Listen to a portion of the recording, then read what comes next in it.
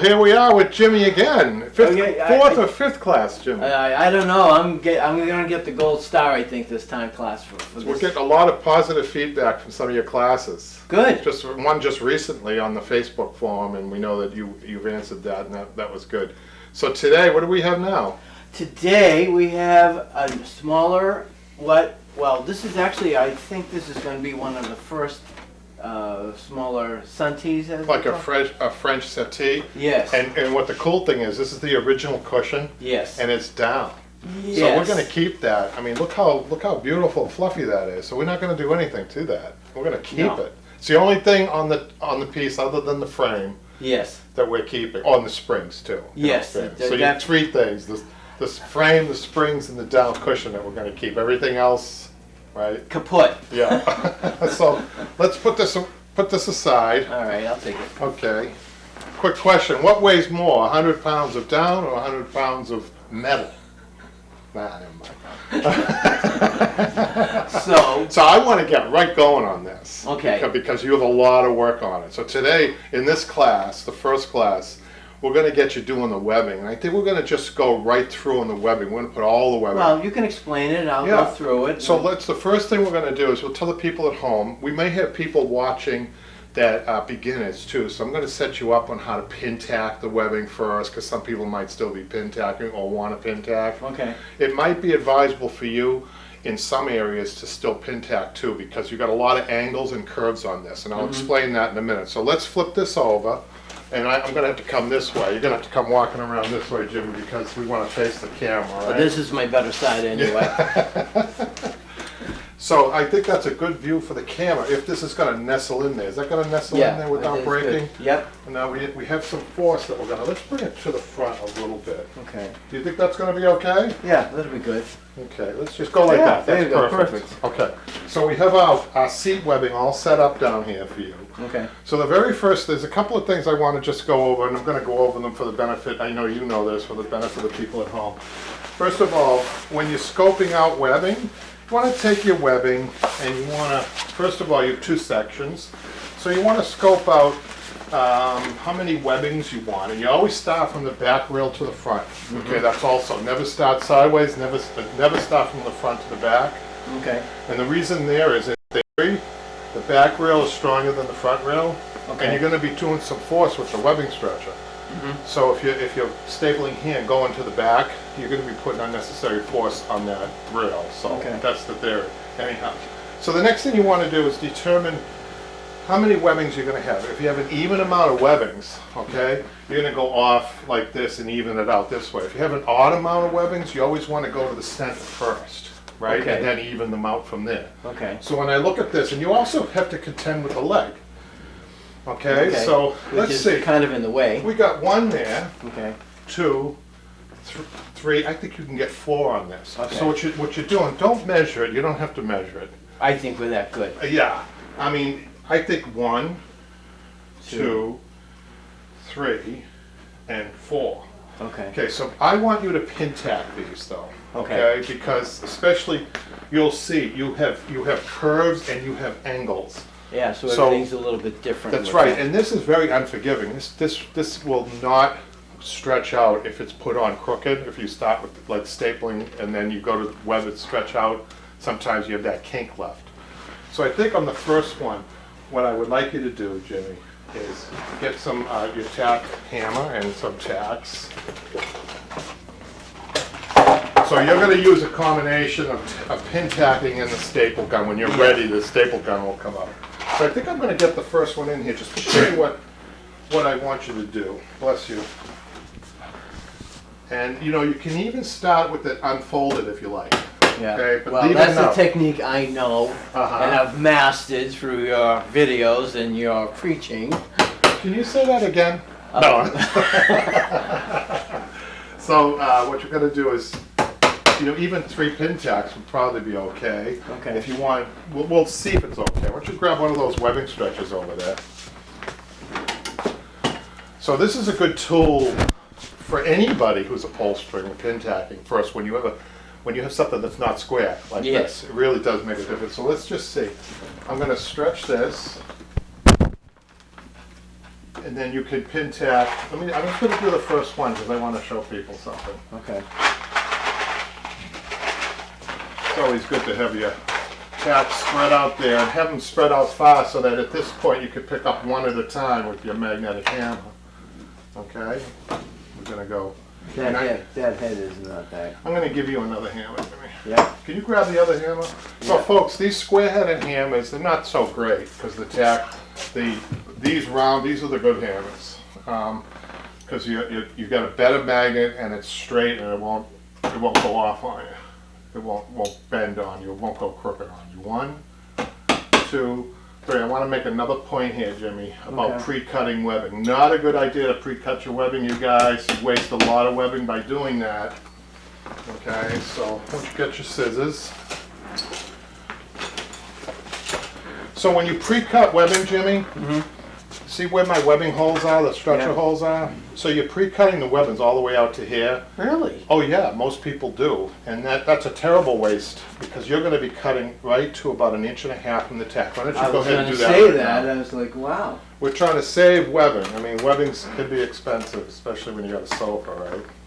Yeah, I mean, especially, well, this one here is... That. So I don't know if you can see the holes. They were right there. So but usually when you pre-cut, you're cutting back to here, so you probably have about 6 inches of waste. Okay. We'll add that up, and that ends up being a couple of feet. So the other thing I want you to know, and people at home, so because this is curved, you don't want to be stapling straight across. You have to go with the curve. You have to be going just like that on the inside of the tack. See, so what happens a lot of times is I see staples wandering too close to the front edge. This is very important not to do this. Okay. Okay, so what I see a lot, you guys, wrong, right? That would be very wrong like that. Everybody wants to dress it up like that. But you need to recess this in order to get your cambric. The only thing going here is the cambric. But you can't see it now, but that would look terrible from the floor. Well, you're going to see it eventually, because I mean the way it's That's right. So bring it. You have a nice wide stalk there, so make sure your staple work is back. Okay, and then Jimmy, I'm going to just give you the next. I'm going to leave you alone in a minute. You're going to go to the next one. Make sure it's, you could get a good spacing, an even spacing. Okay, that's one.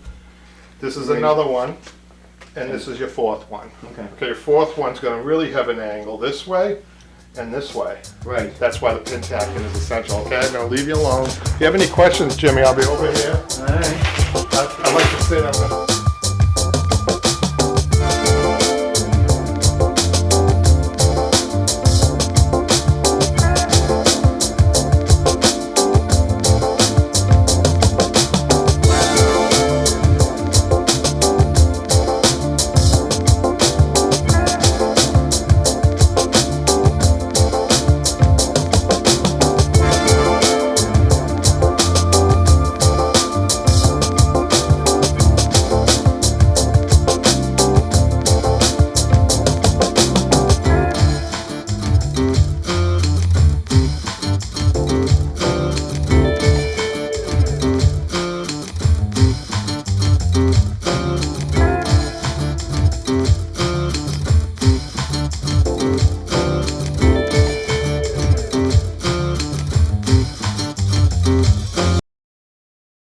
This trips up a lot of people, these angles. You wouldn't have enough up here, right? So you have to bring it.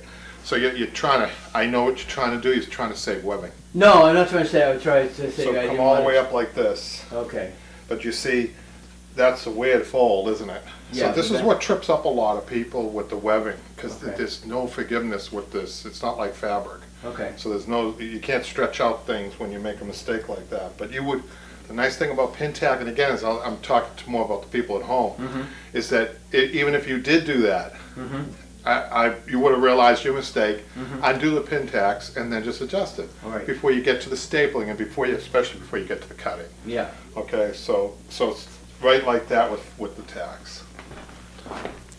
And another thing I just want to point out, you could keep working while I talk. Notice how Jimmy is working from the roll from the floor. This promotes the draping factor, and it actually is very important because the webbing will drape in the position, usually the right position almost every time. So when you pre-cut your webbing and you're trying to work it in, that you usually end up getting in trouble. So these are techniques, these are old techniques. These techniques are probably, some of them 150 or 200 years old, believe it or not.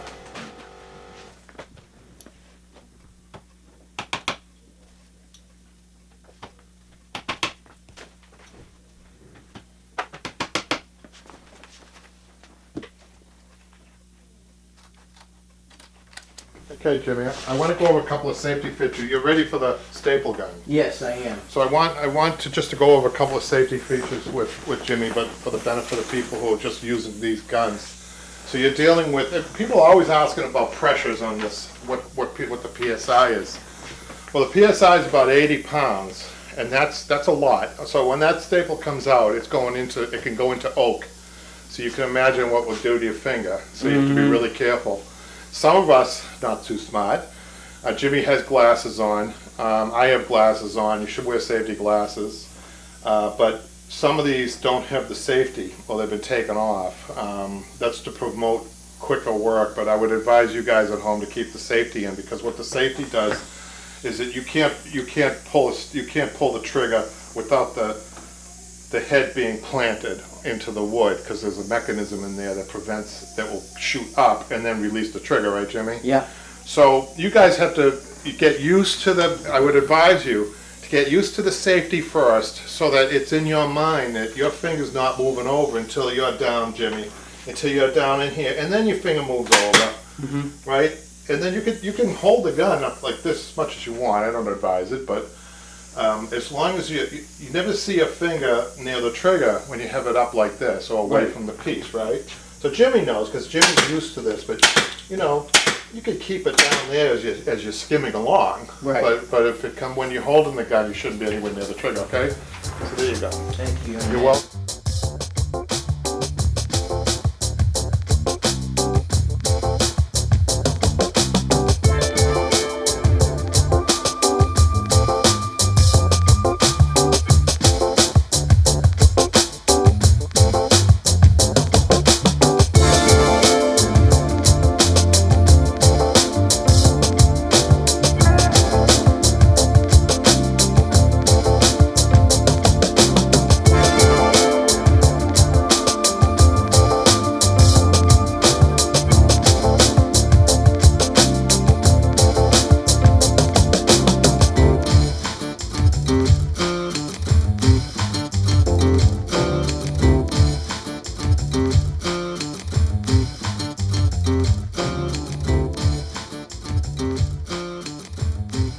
Beautiful. So the other thing too is that you're drum tight with the webbings. That's how you want them drum tight, that's what you're drum tight. That's good. Now what I want to see, Jimmy, though, is a little bit more. See how you want it over here. Yeah. This is very important. I'm gonna show you why. Come on over here. Leave that down. Now you're gonna be able to see that from the floor. Even with the. Yeah. No, especially that. Yeah, especially up the curve. So it's easy. I want you to fix that. Just undo the staple. Here's what you do. Give that a good pull before you staple it. You're okay there, I think. You're okay there. If you could just adjust that one, just this one. Okay, this one and this one, I think you're good. Okay. But when you here's a little tip though, which I didn't say to you, right? After you staple the first one down, right? Right. You take your tacks out. When you pull this flap tight. And you'll see you'll be able to get it a little closer in when you do that, okay? We'll see how you do on the other set. Well, I'll let you fly on the other set, okay? All right.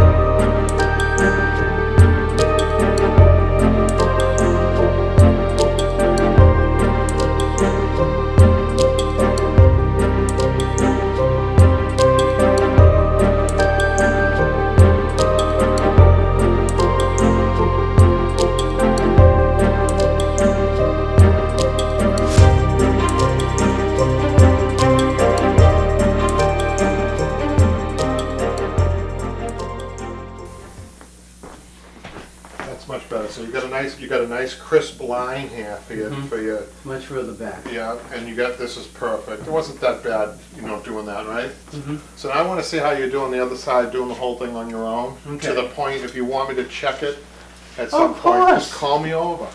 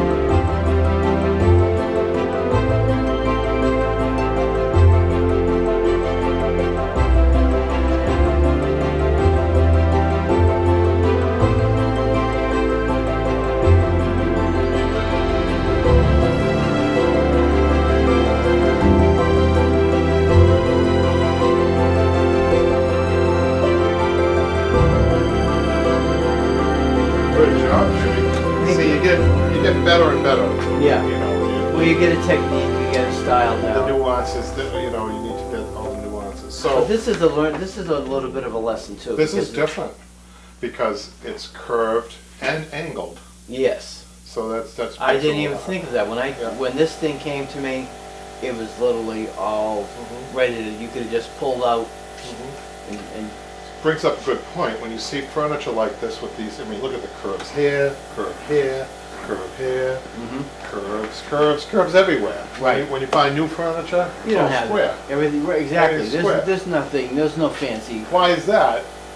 Plain and simple. Exactly. So they're trying to keep the cost down, but aesthetically it's not that pleasing. So what they end up doing, people complain about oversized furniture all the time. Right.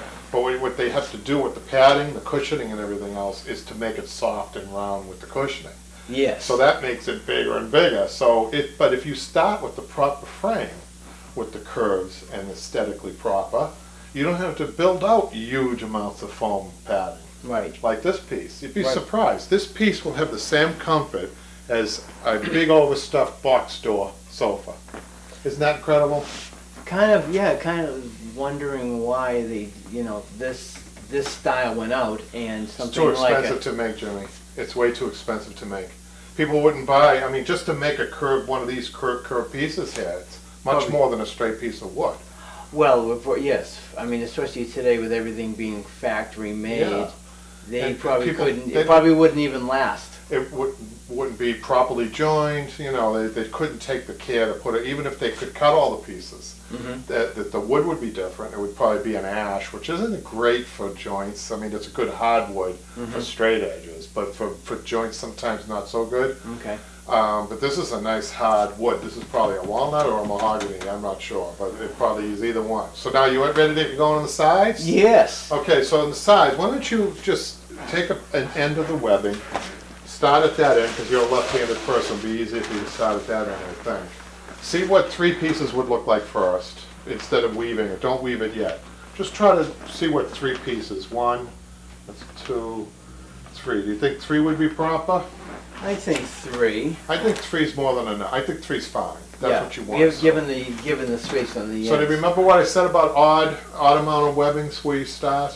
Remember what I said about that? I went through it quick. Yeah, I remember you did say it. I don't remember. When you have an odd amount of webbing, you go to the middle first and then just even the other 2 out from there. Oh, okay. So start in the middle and weave it. Okay. Make sure though the other ones alternate the weave of the middle one that you So put. why is it the middle versus like a typical? It evens it out.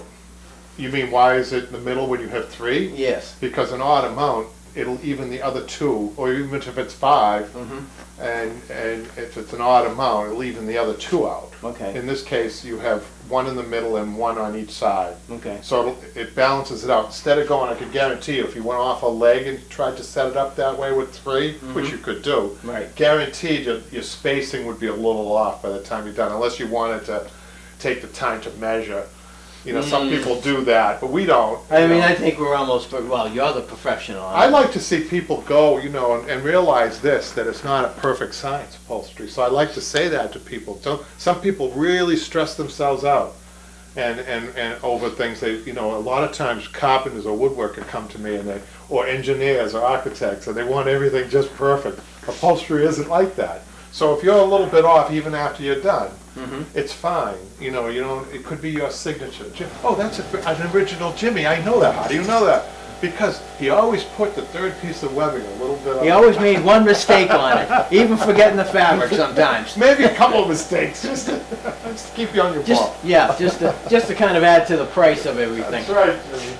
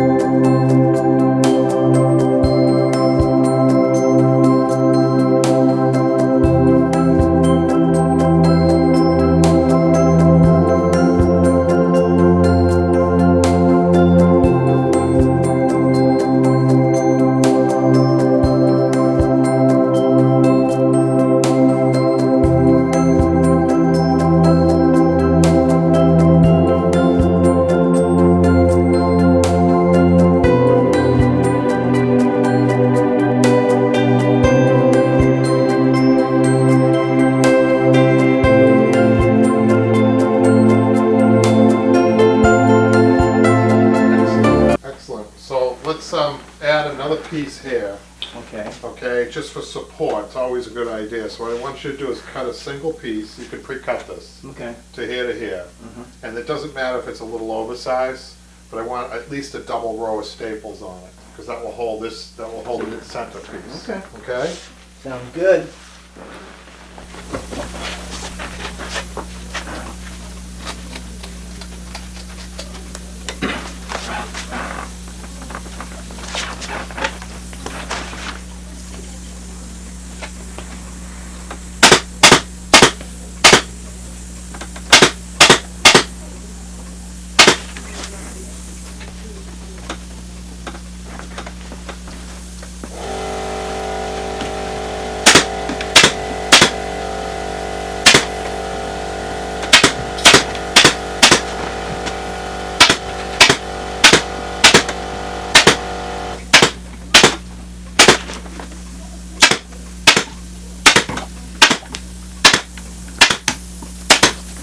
Okay, I Kevin. want to get Jimmy started on the back first, and it's always easier, you know, you got a big back there and you got a lot of webbing. Try not to think of the whole thing, piece it, it's in pieces, it's in 4 pieces. So just like you did here, you thought in 2 pieces, except when you put the sideways, I know that. Okay. But it's easier just to break it down like that, so I want you to work on this one first, this opening here first. Okay. Okay, so like on the bottom, you don't have much of a reel on the bottom. I So noticed it doesn't matter as much though where the fold is. I mean, you could go right to the end if you want. Okay, but I still want you to start with the pin tacking. Okay. Pin tack, stretch. This is really important. Okay. You need to get, that's why we start you on the bottom.